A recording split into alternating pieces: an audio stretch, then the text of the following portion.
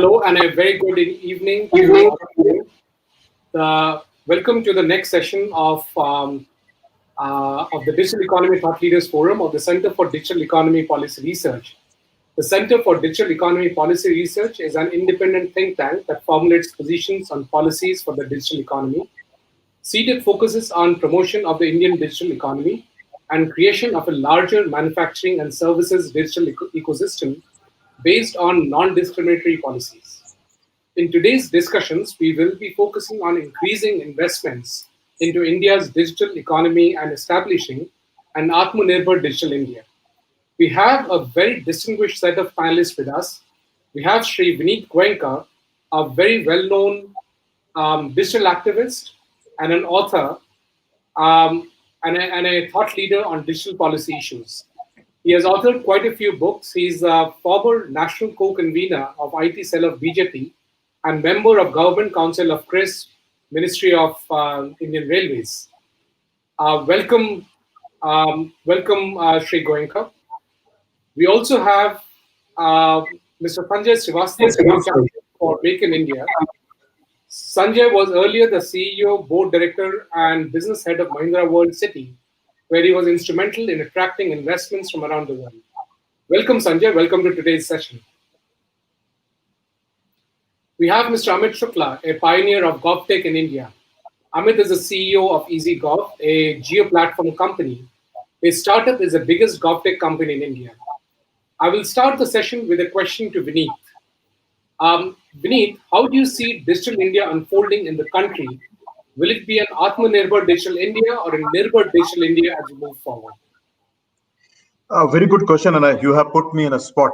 But let me tell you, with the migration of the industry and with the post-industrial revolution coming in, and with the Modi government coming in 2014, the thrust was given on how do we move away from the physical papers of government, less government, more governance, towards digital economy, towards digitalization of services, especially the G2C services. And we have seen in the last 6 years, a lot of stuff has been done. When G2C services have been migrated, the thrust has been given on sovereignty also. It is expected that we would have homegrown industries, homegrown manufacturing of a lot of hardware, software, and also OS. So there has been a thrust, there has been a policy change people have been doing. While it is unfortunate that world has seen the COVID situation, but I say this was one particular part which also helped us to push the digital economy in this country. Be it be schools which migrated immediately from a offline classroom to online classroom, or health services, or the governmental services. In fact, the courts which were very reluctant to move also chose to move online.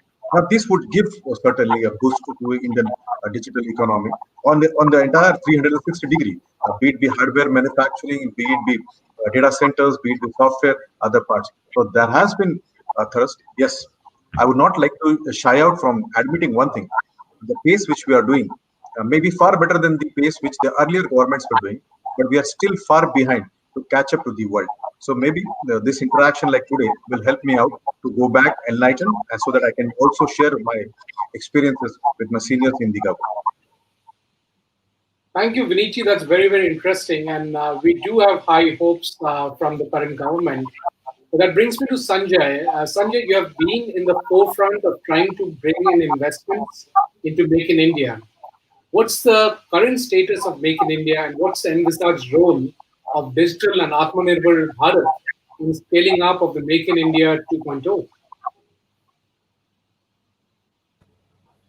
Thanks, Jajit. I think as Vineetji spoke, and as well as you spoke in the interface, we always have to look from a prism of optimism and realism that yes, there are things which we still need to be done, but how far have we really traveled? And I think India has really traveled extremely well and extremely far, despite all the challenges which are happening.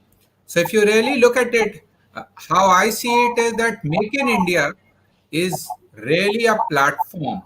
And then whether it is a Atmanirbhar Bharat, it is a digital India, it is a skilling India. These are the pillars which will really drive and be the foundation on which Make in India would happen.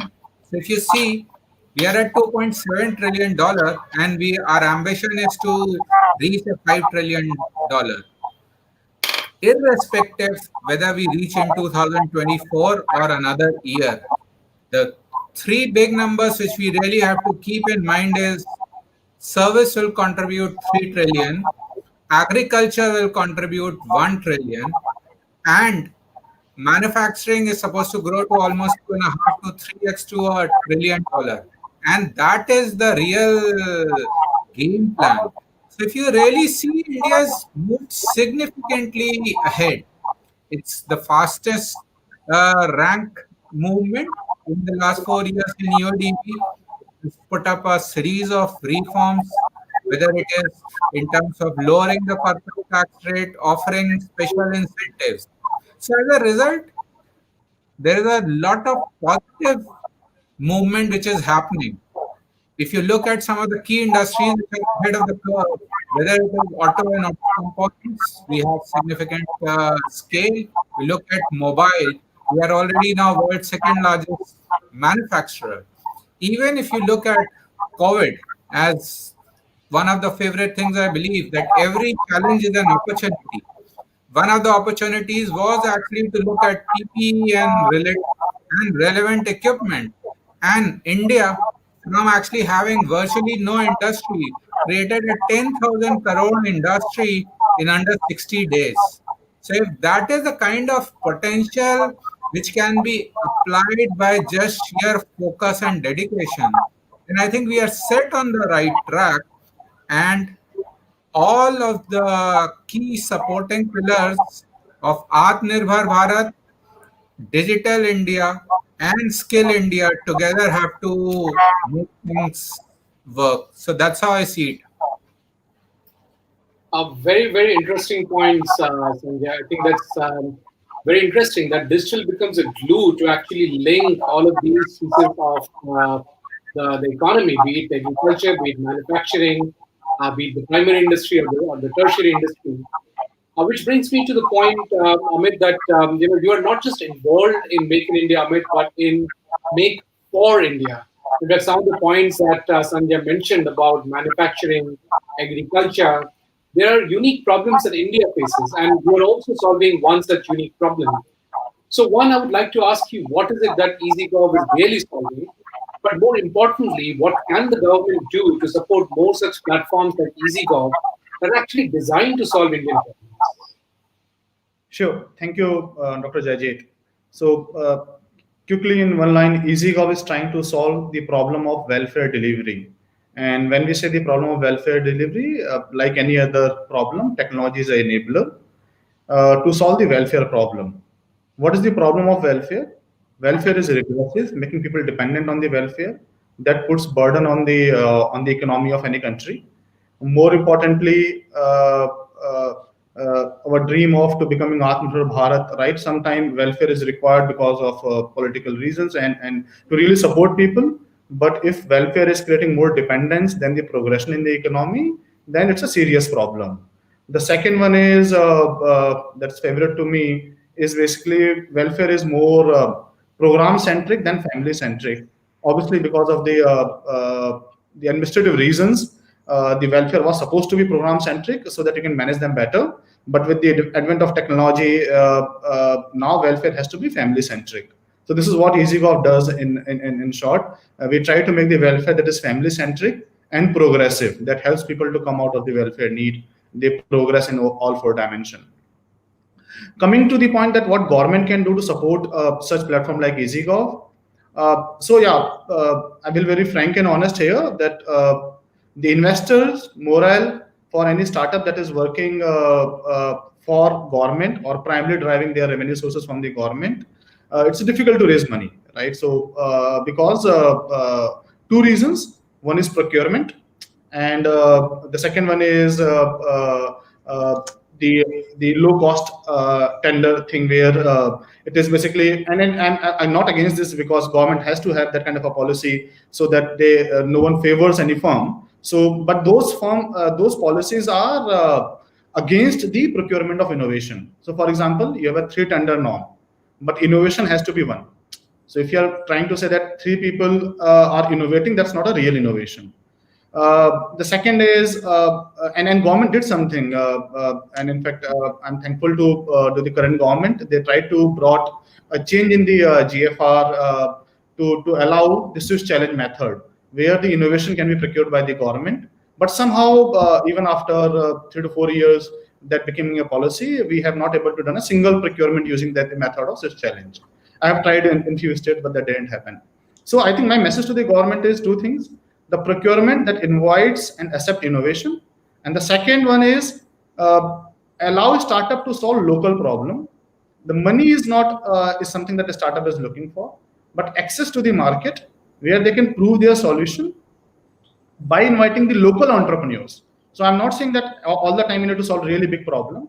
Even at a district level, at a block level, even at a sub-district level of, or panchayat level, people can be given the opportunity to solve a smaller problem, prove it into a block, then to a district, then to a state, and then come to the national stage.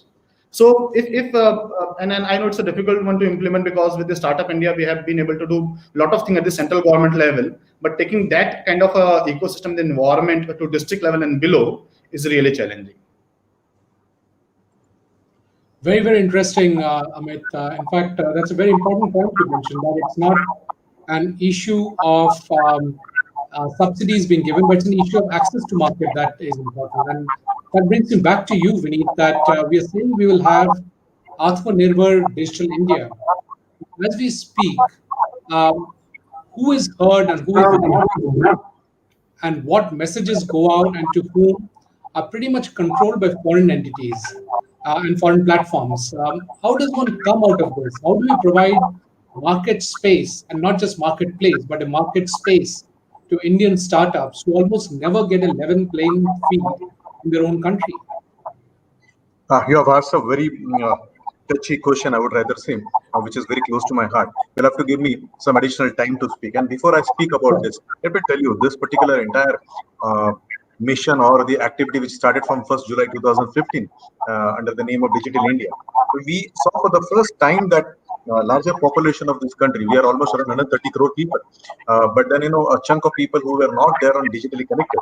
So there were efforts which were taken to connect the villages, be it through fiber optic, maybe by manufacturing of mobiles, migration of services. As I said, Aadhaar linking was done a big time, so the DBT can be done. Once the DBT was done, the so-called have-nots of the digital India also migrated on digital platform with the JAM thing, which is Janadhan, Aadhaar, and mobile.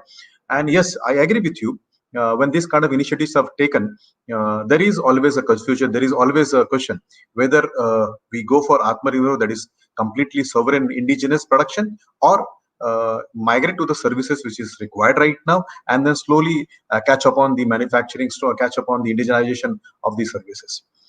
There has to be a right balance, and I would like to congratulate the current regime that it did that. We migrated on mobile banking, and as you know that Kasturi Ranjan committee had said that we were not even having 30% of our people who were on banks were not accessed by more than 30% of the population. So that migration was to be done. Number two, all these years we heard about corruption, issues of transparency when subsidies or benefits were being given to the larger population, and we have almost around 63 to 65% of the population which needs some kind of help from the government every time, be it be cash percolation, be it be resources to be percolated to them under various schemes, and which was not done. There was issue of transparency, and this had to be brought to. That was a time when probably the government took decision to take help of available technology and solution providers across the globe.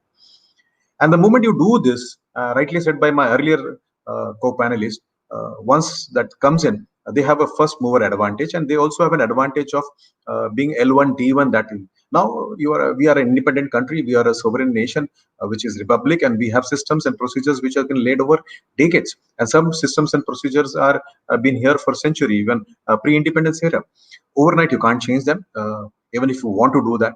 Even if I today want to propose that there should not be multi-tender system, there should not be bidding system, which will be incorrect. You and I and other few people may be honest to see objectively every project, but there may be people who may not be doing that. So yes, this truth and the challenges around that has been there. We have seen challenges where entities have bulldozed things, and I also many times very frankly identify people who do not work with the interest of the country or interest of the businesses or MSME or startups in this country, but they work in the interest of large multinationals, are seen in the power corridors. They have access. This access has not been made in the last 2 3 5 years or 10 years. This have been their legend. Accesses are there, and these accesses lead to many times favoritism also. There are many times when maybe probably rational decisions may not be taken. But one thing you'll have to agree: every time this is brought to the notice of the government, there are precautions been taken, procedures been taken. You have seen lately the bold decision by the government to ban certain apps of China. Also, decisions were taken on who would invest from the neighboring countries, how much the procedures are being tightened, and also there has been ease of doing business. So probably all this mix will help Indian entities, especially the startups, especially the MSMEs in the country. But you rightly said, we are far away from the day when we say there is an equal opportunity available to the startups of India. I'm in a champion of PMA, preferential market access, and there is nothing wrong to be a champion in PMA or talk about indigenous, homegrown talent. You would agree, Dr. Jayjit, we have challenge of education. We do throw out graduates which are better than many of the countries of the world, but we are yet behind the number of any good country in the terms of research students who would come out, file their own IPRs, file their own patents. We don't have this kind of sizable number. The numbers which are there are more on paper rather than having a commercial application of that. So we'll have to think in a holistic manner where we push policies to protect Indian companies, push policies which will promote Indian startups, also do necessary changes in the academics. So yes, 6 years is a less time, and there is more to do. Yeah, thank you, Vineet. In fact, that's a very important point. If you look at the cost of filing patent in US, it's anywhere between 15 to 20 lakh rupees. That's the entire savings of a young kid out of any engineering college or anybody who wants to file a patent. And on the other hand, if you want to file a patent in India, it's much more cheaper. So for companies who have very cheap capital coming from the developed West and with a very mature capital market, their cost of capital is around 5 to 6%, whereas the cost of capital in India is at least 12% plus, and that itself leads to a very non-equal playing field. And that brings me to Sanjay. Sanjay, Vineet and I had coined the concept of technological sovereignty almost 15 years ago. What are the enablers required for innovation and digital acceleration for this technological sovereignty? And now I think people understand what we were talking about in terms of technological sovereignty. So, what do you think are the enablers required for innovation and the digital acceleration for such a sovereignty? And what can we do to take Make in India and Atmanirbhar Bharat to the rest of the world and not just for India? Thanks, Jajit. I think we heard how passionately Viniji really spoke about it. How I see it is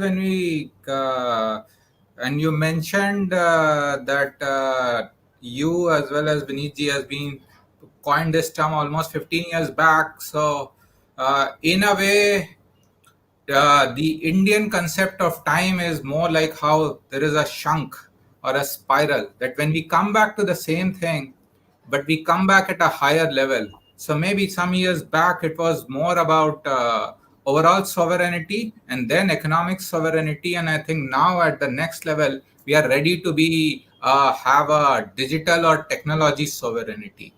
And I look at it from two perspectives. That sovereignty of any kind comes always from a position of strength. So if we really need technology or a digital sovereignty, I think there needs to be a twofold plan. At one end, we need to ensure that we have the right strategy in place, and at the other end, we need to ensure that our planning and execution is in place. And India, I think there's already a playbook in which India is playing to its strength. So on your strategy side for Make in India, to ensure that the big picture work happens right on time, I think there is a three key pillars or a three key rules which we are following. The first and foremost, we have to play to our strength. So wherever we have the strengths, whether it is in terms of our huge demand, we are already world's third largest country by purchasing power parity, or there is a huge youth or a demographic dividend as all of us talk of, and this youth is available both as a potential customer and as well as a potential entrepreneur and a worker. So we have to play to our strengths. Second and very important thing, when we do Make in India and we really take it to the globe, we have to have our alignment with countries and areas where there is a geopolitical, there is a economic, and there is a business alignment. So we need to be very clear on those priorities. And the third thing is, how should we, since there are so many possibilities, the most important thing, we have to focus our investments in the priority areas where it will lead to a disproportionate return on investment, because we have to be cognizant of the kind of constraints we have.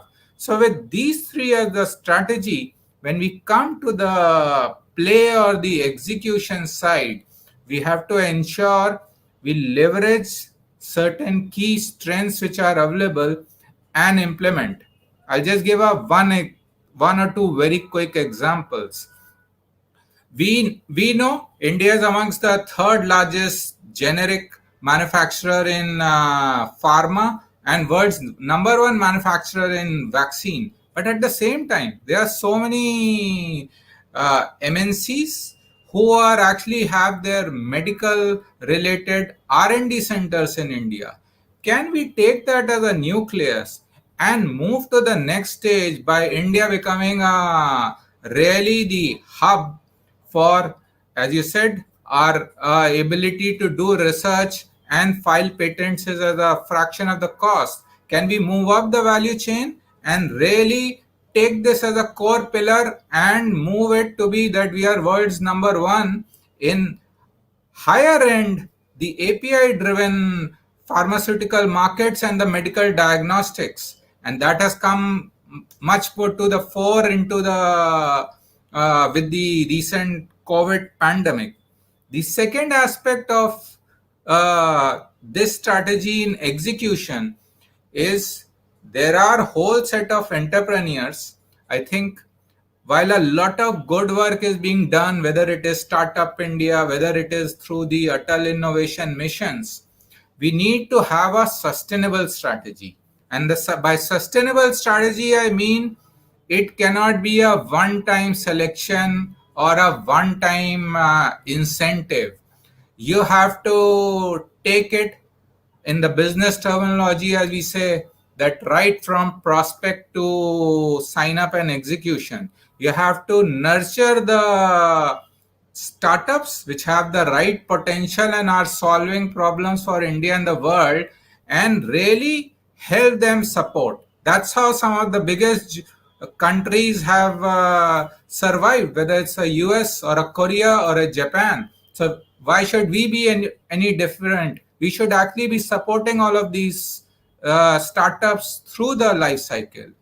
And the third, when to bring all of this together, that's where the topic of current thing comes in, the digital. India already has significant IT prowess.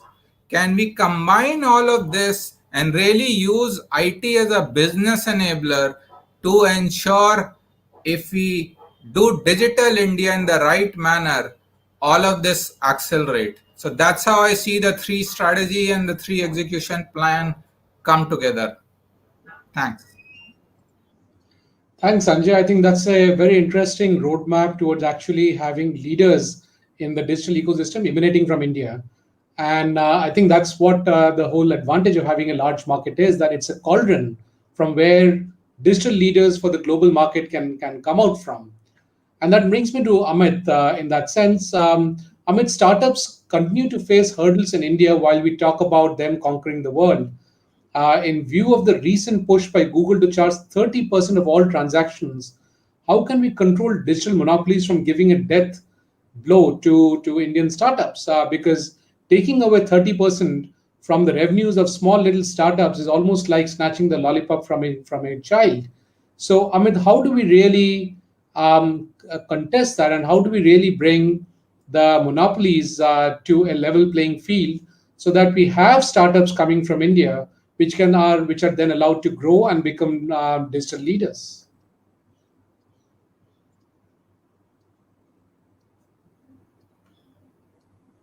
Amit, you might be on mute. Sorry. Yeah. So thank you, Jajit, for asking this. And this question is, very close to your heart and my heart. In fact, I read in your article only that what if Google Map stops their services in India? What will happen to Ola? Right. And one of the reason is, right, you will see that many of the Indian startup primarily catering to the tier 1, tier 2 cities and the upper middle class. And for them, they have done the innovation. That's a kind of a copy innovation, but that works on the foundation of the other businesses. Those are not in India. So whatever great you do, your great chunk of money will always go back to the original technology service provider, right? So for example, you talked about Google, but I will take the example of let's say AWS. Majority of the startup are on AWS. Initially, they offer the free services. Later on, they charge money, right? And that's the real digital power, is that you don't need a manpower. You make people used to of that, and then you charge later on. So something that great has happened, and there the lot of ownership is on the entrepreneur to really innovate, and really something that is made in India, and that can be used by the across technology industry. So we have to come out of a product mindset. We need to go to the platform mindset. Android is a platform, right? It's basically a OS on which you can run.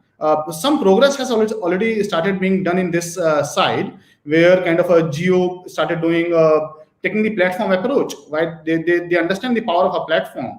And the same goes for iSpirit, right? They are also building a fintech platform where the government is providing amazing support with Reserve Bank of India, NPCI, UPI, right? So it's a kind of a platform that has been built on which many products are flourishing, many startups are kind of building. But if you go one level below, then you go to the cloud. In the cloud, we don't have any say whatsoever. It is as bad as that for the Geo, we are dependent on the Google Map. Same goes for the cloud. For the cloud, our whole startup ecosystem is dependent on AWS, Azure, and some bit of on Google Cloud. If you talk about the OS and middleware, again, there is no game for India. Then finally, to the utility-based product like emails, or MS Office, right? The browsers, and then you talk about kind of the deep tech like natural language processing, where and these are the technology that is being used in each and every startup. So we are innovating by using this technology, but someone has to come to the platform approach. And people like me, right? I'm blaming myself as well that I didn't have this kind of a thought earlier, and you have been pioneering that for quite some time. But we have to come out of that mode of building a product. We have to build a platform that supports multiple products. Very interesting. I think government does have a role to play in building such or supporting to build such platforms. So, Vineet, you have been talking about foreign platforms taking limited steps in taking action on content that harms Indian citizens, but the foreign platforms don't seem to be heeding. What can the government promote? Our fast-growing digital platforms such as EasyGov or ShareChat and so on. So, how can the government promote such platforms which are Indian in nature and therefore far more sensitive to what is good for the Indian citizen? So, how can we really build that ecosystem, Vineet? I think I have addressed that in my first question itself. there has this question has been always there in the mind, whether we wait for our own innovators to come in, whether we wait for our own industry to come in, our own talent to grow and deliver the services, or catch up with the world market. And of course, there is a flip side. There is a downside to elected government. And if the government is good, then things happen better and faster. If the government is not so good, you lose that advantage of being there. So we lost that advantage between 2004 to 2014, and we started picking it up in 2014. Yeah, naturally, we had to first come to the level of the world where we thought that services should go to the last man, because Antodaya was the prime objective, where the last man is involved and gets the services of the government. The last man on the queue should benefit from the fruits of the democracy. And rightly said by you, when this happens, projects and programs are been given irrespective of the origin of the country. And then many times you tend to give these projects and programs to the people who may not have sympathy with your own people, with your own culture or your own taste. And they may also, it may also go to the people who are adversaries, or may subscribe to your adversaries. And we have seen that lately. One example which I read in one of the articles was that how Google played its own role by subverting the entire movement by charging extra. And probably now, if you see, there is no other alternate, at least I don't know, which is a good alternate to host apps. And then probably they have that monopolistic approach. And once you have monopoly, then you start playing with it. And I think there is a discussion, a need that industry and the government starts interacting, understanding. And when I say industry, it is not only the top 4 or top 5 or a few select who can afford to have policy influencers in their own company, or who could buy out think tanks to push their own thing. But I'm talking about people who are passed out of engineering colleges, who are passed out from IIMs, and think about starting their own organization. So there has to be a platform interaction, which we see right now, which is happening at multi layers, where the government is interacting, and the interaction is being done to understand what can be done. There have been steps which have been taken care of, which will also push Indian domestic innovators to give solutions to not only to India but also to the world at large. Yes, there has been cases where we have seen foreign entities not only playing their own things in the economical area, but for the want of money, which this is their prime religion, they many times act against us. I don't want to shy out. I can tell you one example. I'm fighting a case against Twitter, where Twitter chose to take money from a terrorist organization to promote anti-India content. Even if it is a little bit out of the context, when you promote, when you have a content which has been put on your platform, there is nothing wrong. But the moment the platform starts moderating the content, publishing the views on with revenue attached to it, when it takes revenue to promote certain things, then it is not a platform, it's a publication house. Now we have rules which do not qualify them as to be a publication house, so they take advantage of that. The debate has to be done. And we are not a banana republic, we are not China, neither are we some other country where at a drop of a hat we can change policies or this thing. I'm very happy that even if we are suffering, we have a very vibrant democracy where there are debates, discussions which happen in the house, which is elected representatives talk about that, and then their decisions are being taken. I think it is a time where we have to speed up this process, be it be personal data protection law, which is a bill which is pending, or be it be other policies, maybe the cybersecurity policy of 2020. It's time we come out with that, and maybe we have to be dynamic and not wait for decades to change our policies. But every year there is a need to change rules and maybe amend rules. So I don't want to shy out from saying that this multinational many times have acted against the interest. They have acted against their own ethos in the large money. We have seen East India Company in past centuries, and we also see currently many companies which work purely for money, irrespective whether the source of the money is blood. God give them some knowledge and understanding that they should not act against the humanity, and also strength to us and to our elected representative who would take this cause, discuss that in the House, be it be Parliament, be it be the committees which will frame rules, policies, or law. Vineet, very interesting points that you made. So I have a follow-on question on that to you, Vineet. Isn't it quite alarming that the mighty government of India seems to have abdicated any responsibility in terms of what happens in the social media space and in the digital space, where it's companies who decide who can talk and it's companies who decide who cannot talk, who can be blocked, what can be blocked, whereas it is a social space where it should be writ of the government that should be put into place. But surprisingly, the government's writ seems to be absent in these spaces. Doesn't that seem to be a very serious sovereignty issue, Vineet? I partly agree with you. It may be a sovereign issue, but I am very happy that governments don't jump to conclusion, and that also shows a resolve in believing what is democracy. In democracy, you have to pay this price of suffering when you want to uphold the principles of democracy. And decisions which are taken after debate discussion will always have various colors and flavors. You may have people who understand this game, who understand what is going on, but at the same time, you suffer because you have signed treaties, because you have signed agreements. If you ask me personally, without going by the party affiliation or the government, I am always in favor of bilateral agreements, not in the multilateral. Because whenever there is a bilateral agreement, India has advantage. Whenever there is block agreements or multilateral agreements, we have suffered.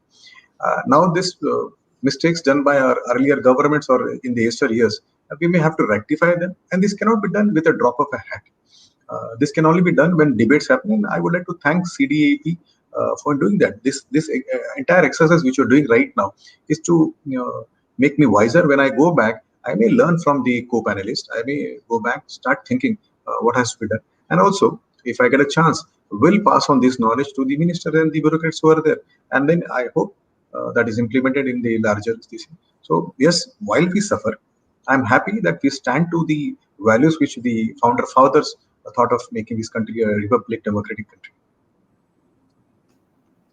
I think that's a very excellent viewpoint that we heard from you, Vineet. I do hope the policymakers take back the suggestions that we are discussing here and the suggestions from your side, and we evolve into a far more mature place of where the digital discussions happen in a manner that is aligned to the societal values. Sanjay, coming back to you and switching to manufacturing and digital, as you mentioned, we have come a long way in digital manufacturing in the last 6 years. In fact, we have grown from almost no manufacturing in mobile to becoming the second largest mobile set manufacturers in the world. But detractors often say that the value add that we have in manufacturing is less than 5% of the value of the product. And therefore, the point is that we have become a large screwdriver manufacturing entity. Albeit that may not be a bad start, but that's still an issue that needs to be solved. So, how can we increase the value add in digital manufacturing? And more importantly, how do we see Industry 4.0 play in digital manufacturing?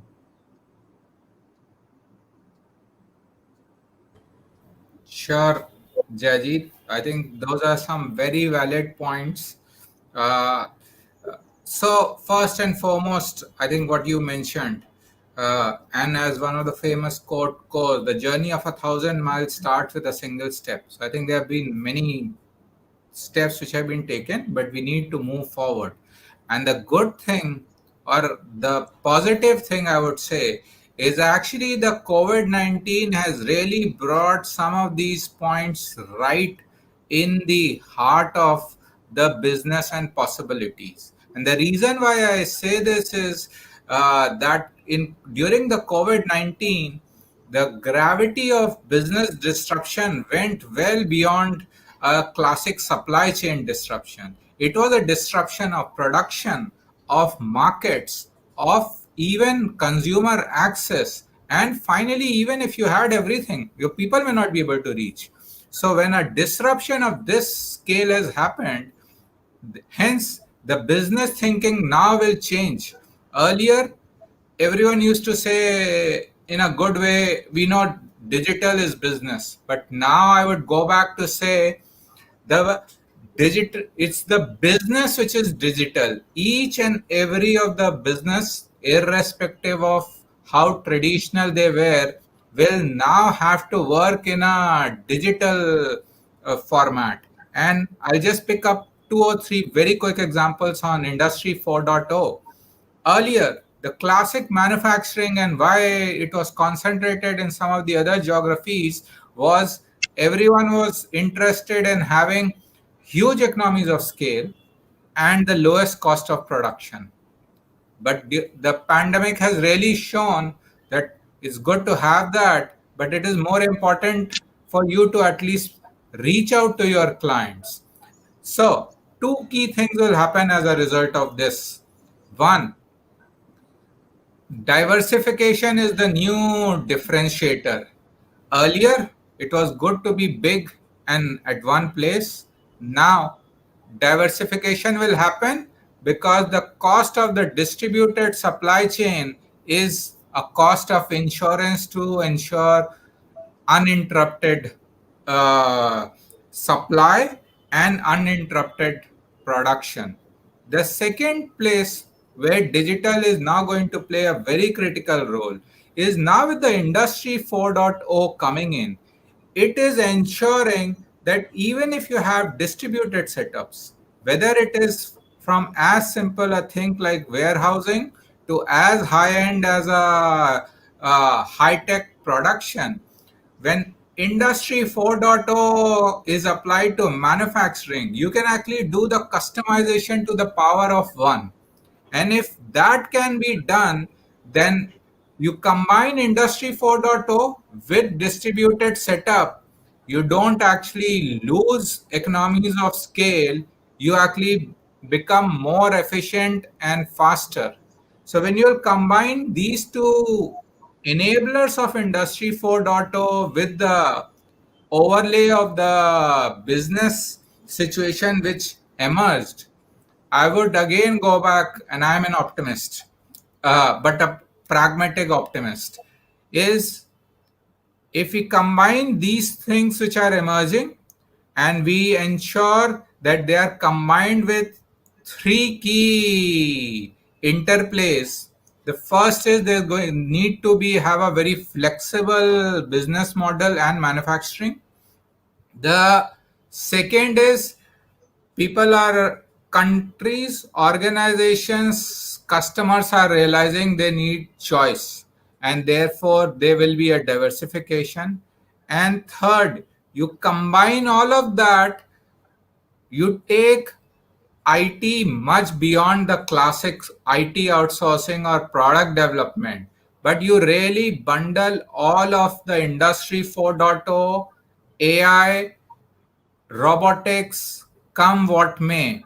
You can combine all of this, and actually, very soon, there will be no differentiation between manufacturing or service.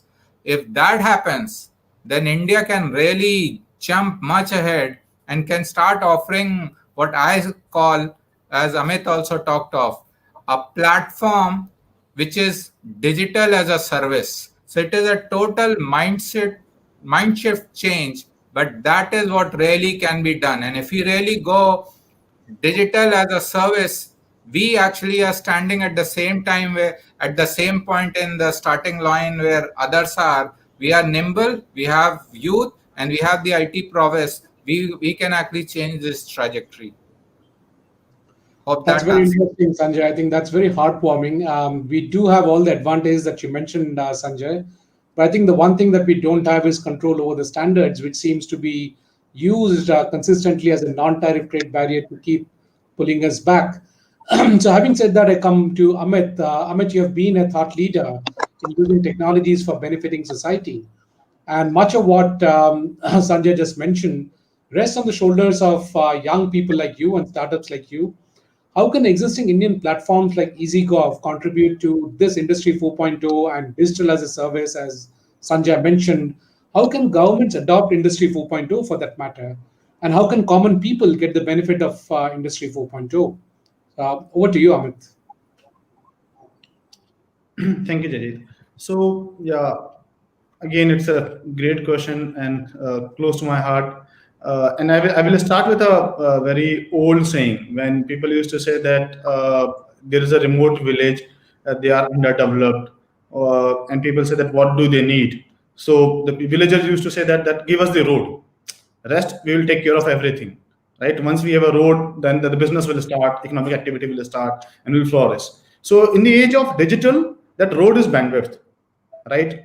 It doesn't matter that if I have, let's say, 100 startup who is working on a AI ML, right, and the IoT, and if there is no the device in the hand of the end consumer and the bandwidth to transfer that kind of a data into this device, then it will be useless, right? So that is something that's a much larger preparedness within the India, so that we start doing that. The good news is, right, we were 158th rank 4 or 5 years back in terms of data consumption. As we speak now, India is #1 in the world in terms of data consumption. And why is it happening? Because people have the smartphone in their hand, and we have the phone that is as cheap as 1,500 rupees, and that provides all functions that usually a smartphone will provide. So ability of a person, and that phone has a great bandwidth. In fact, we are talking about Make in India 5G, right? So the good thing is, unlike last 3 revolutions that we missed, we are far better placed right now to not only to kind of do be at the par on the 4G, the 4th generation, but actually rule the game. So we have data dividend because the kind of data we have. And now we have already converted that dividend into a data by becoming #1 data consumer nation in the world. We have bandwidth.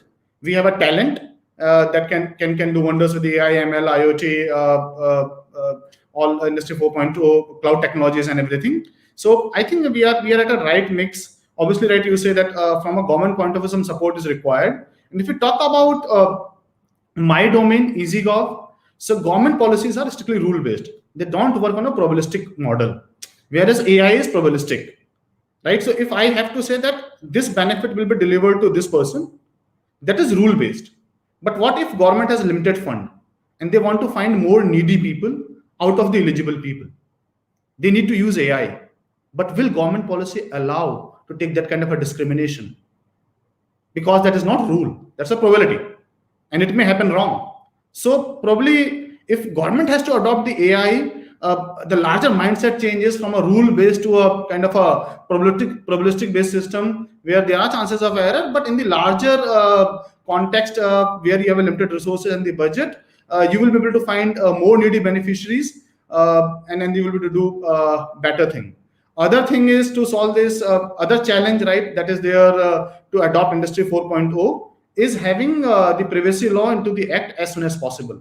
Because the startups, right, they suffer a lot, not because of a decision that is not favorable to them, but there is a continuous state of indecisiveness, right? So if we know that what data we can store, how we can store, how can we use, and AI is all about data, and till the time I've designed a system that is not in compliance with the privacy law when it comes to the act, the whole investment that has gone into the AI, building the kind of AI models will go waste, right? So yeah, so these are the 2-3 things. If we get aligned, we have rest everything, I think, falling in place to become a global leader in Industry 4.0. Over to you. I think very important points. The need to have a clear picture of the operating environment is very, very important for new startups to operate and to scale up. In fact, many of the components that you mentioned, Amit, of Industry 4.0, which is AI and IoT and so on, the government has been focusing for a very long time. And as we speak, the government of India is holding one of the largest conferences on AI with over 45,000 participants globally. So clearly the government focus is there. But that brings me to a question beneath that. If I just take one part of Industry 4.0, which is IoT, as per the IoT policy, in fact, there are 2 different policies in IoT. There's an IoT policy and an M2M policy. As per the government policy, it was supposed to be a $20 billion industry by 2020. And we're not anywhere close to that. How can we increase the IoT industry in India, and how can we gain global leadership in just one part of Industry 4.0, which is IoT? Well, this is a tough question to be answered. But before I answer this particular question, I would like to bring to attention of people the seriousness of the government. There are certain data which is freely available, which you can compare. And I will talk about that, but the important part is not that data. That smartphone users have moved from 22 crore to 50 crore in last 6 years time, or the number of users in the internet which were 24 crore now has, I think, somewhere around 68 crores or 70 crore people. It is about the mindset of the government to the bureaucracy. Earlier, bureaucracy or the governments were making laws for you and the other people, not for themselves. Here, I will talk about three incidences where the government has shown the intent, be it the attendance system in the bureaucracy. Now, you see, be it be a clerk, lower division clerk, or a joint secretary, or somebody who is the head of a department. He does his card swapping. So there is an attendance which makes sure that the babus attend the office and they are there in the office, and that mindset change कि हमको कौन रोकेगा कि हम नहीं office जाएंगे. Now from there, that you have to be there and you have to be there in time. I think that discipline has come in. Number two, before 2014, grievances were heard on papers, where the person who writes the grievances writes it and forgets it, and there was no action. But when I was I'm on the committee of CRIS, and the minister wanted a solution, so he said, why not migrate the grievances handling from the paper based to social media, and we tap technology. And you see in railways today there are more than 17,000-18,000 tickets generated for grievances, which are being separated into ABC. The C type of problems are solved while you are traveling on the train, be it be small delivery mechanism which has to be put in there, and the B type of problems where it requires the train to go to the car shed, it's been done, and then the grievance writer has been informed. Yes, A type of grievances still take time because they may need strategic decisions or may need budgetary provisions. Now, that mindset where the government says, come and tell us what are the problem, and we will give you platform, and you can write it against me openly in the social media. I think that is the second change. And third change, if you see, is the intent of the government by linking Aadhaar. 61 crore registrations were there in 2014. Nowadays, I think 126 crore plus. And you see, it has been used not only for governmental schemes or dissemination of the benefits, but other things also. And now, to come to your question of IoT in fourth generation, if you have seen, the geospatial technology has been rightfully used. I'll give you one example where now we tell you exactly where the coach is coming on platform. I remember coming from a humble background. I used to travel by train, and every time the train is to come to the platform, the coaches would not come to the designated areas, and there would be sufferings to people. Old people, pregnant ladies, people with challenges would miss the train because they may have to run from one end to another end. Now, exactly the time of arrival to also the position of your coach is told to people. I think that is an excellent example of using of fourth generation technology. We are thinking about using technology to tell you whether there is water level in the coach by using IoT, or to use geospatial technology to pinpoint where you should drill a well in your farm, so that the money wasted in drilling well where you don't get water is not been done. There are things like IoT being used in farming, where probably sensors may be used to understand what is the humidity. Can Met department connect and tell you what is the time when you should do the spray on the pest controls to be done on your crop? All this can be done. This has been discussed. There are many things which is coming up. Yes, if we have taken time to migrate on internet, and you could see the data, I think probably in 2014 we were not even having 24 crore people who were using internet, and this was sizable urban population, very less rural population. Now with the 70 crore people who use internet, and thanks to this COVID where people were forced to migrate. I'll give you one example of Rajasthan, where I saw a farmer who is totally illiterate, he had never gone to school. He had an attack of pest on his farm. What he did is he took photograph of that particular pest and the condition of the leaf, and WhatsApped it to the agriculture officer there in Junjunu headquarters. And the agriculture officer knew that this particular old gentleman is not educated. So what he did is, while he wrote the solution, he also took photograph of that pesticide bottle and sent it back to him. This gentleman went to the pesticide shop and showed that photograph to the shop dispenser, that person who gives the pesticides.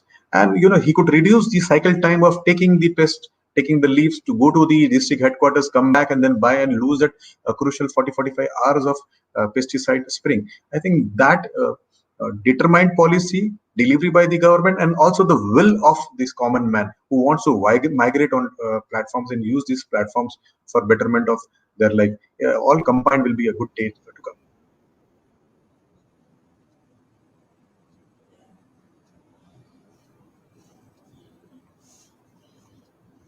Thanks, Vineet. I think that's a very detailed view and a ringside view of what the government is planning. And in fact, if I can add a story from my side on how private sector is actually using data being provided by the government to actually predict whether a railway ticket that you have bought, which is waitlisted, has the possibility of being confirmed using AI. And Rail Yatri being one of such companies which is doing it. Which brings me to Sanjay, and we are almost running out of time. Sanjay, one last point from your side. What, in your view, is a successful Make in India look like? What will be a successful Make in India for you? Thanks, Jazit. Uh, I think what we really need to do is we need to have a mindset change where Make in India really has to stand for world class products with world class manufacturing and the best in class. And the best way for Make in India to be successful, it does not matter whether it happens in 20 US $5 trillion economy happens in 5 years or 6 years. But the true success will be that when Make in India is as a program is successful, I strongly believe that there should be three things. First and foremost, economic and GDP growth, which is the need of the nation because then it will generate resources. The second and the most important thing, employment generation and really creation of a vibrant MSME ecosystem. In any largest of the and the best in class developed economies, it is the MSMEs who really drive it. The moment we have enough of the MSMEs, it will automatically lead to the employment generation. And the third and the most important aspect is really looking at the social dividend. Can this is Make in India is an or going digital is an opportunity for Bharat and India to really work together and be an equal partners in both contributing and as well as benefactors. That may mean more employment, that may actually mean inclusive education, and that may also mean uh, ensuring that the best in class opportunities are available now with the everyone is talking about it irrespective of the location. So if all of this has to be combined, then my vision of how I see Make in India is Make in India should really be a platform which positions India and its capabilities right in the center of the world economy and act as a bridge with the vibrant and youth market of Asia combined with the technology prowess of the West. But it needs to now the center of gravity needs to move in. And whether as a result of that, we need to do skill India, we need to do a new technology management, or we need to do anything else.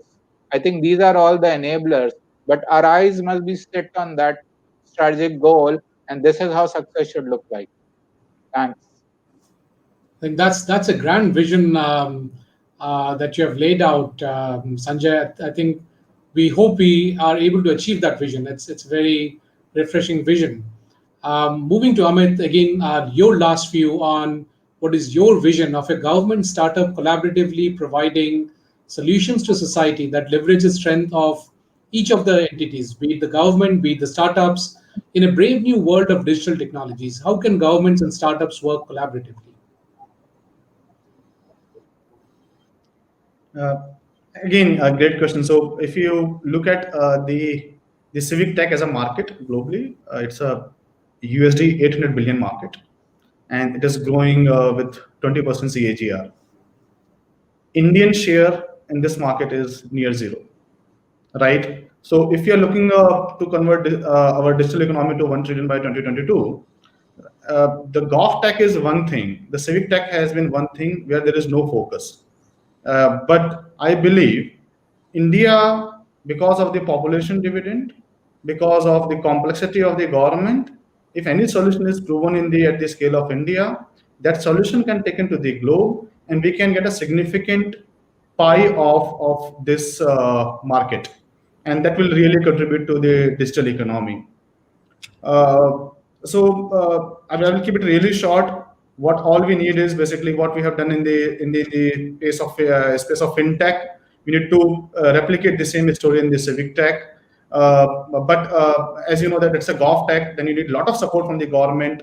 It can't be like a interim policy change and then we work, but the government has to work with the gov tech startups more as a partner on a regular kind of a thing, so that the product that is coming out of India is matured enough that can serve the global civic tech market that is worth $800 billion. Yeah, thanks, Ajit. Over to you. Very interesting, Amit. That brings me to Vineet. Your last comments on India's digital pursuit for 2025.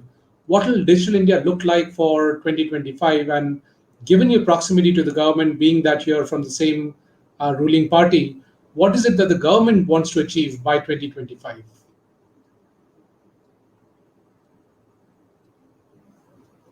Vineet, I think you're on mute. The government, I think, is very clear that it would like to migrate all the government to citizen services seamlessly, pan-India, 24/7, and also other services which may not be government services, but which are part of the services to the citizens, be it judiciary or education, other things.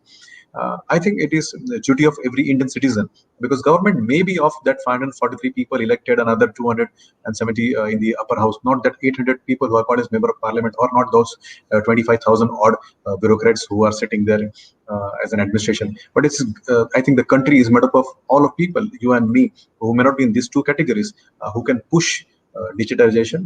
That will help, one, create new opportunity, reduce the divide between the society, and also make this society a better place to live, our country a better place to live, and maybe probably take our country to the new heights which we all are dreaming of. Thank you, Vineet ji. This is very helpful kind of a vision. I think this is something that's going to be very useful for all of us. And thank you to all of you. This has been a very interesting and knowledgeable conversation. I think we learned a lot from today's interactions. It's been a very eclectic conversation, given that we looked at every aspect of digital. And therefore, I think this lays out the path in terms of having an Atmanirbhar digital. So thank you once again for being part of this panel. For those who are attending this session, you'll find the proceedings of this session on our website, which is c-dep.org, c-dep.org. You'll also find the recording of this session on the YouTube site, which is being provided to you as a link. And we look forward to having you all in our next session in the next fortnight on the Digital Economy Leaders Forum. Thank you, everyone, and have a great weekend.